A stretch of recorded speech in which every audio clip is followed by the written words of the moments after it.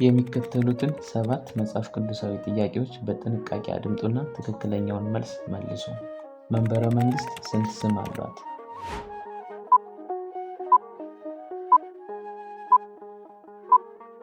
መልሱ መ 3። ቅዱሳን መልአክ ዳሽ።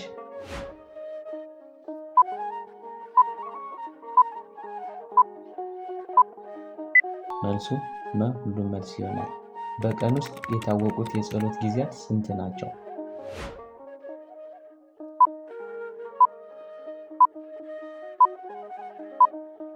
መልሱ መ 7።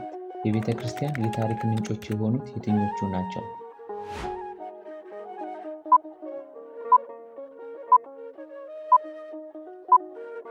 መልሱ መ ሁሉም መልስ ይሆናል።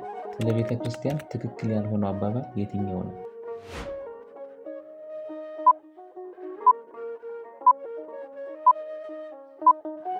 መልሱ መ መልስ አልተሰጠም።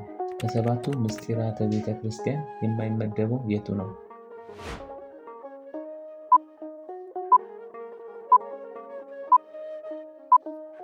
መልሱ መ ትንሣኤ ሙታን።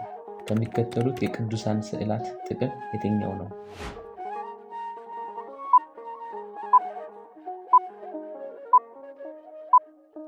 መልሱ መ ሁሉም መልስ ይሆናል።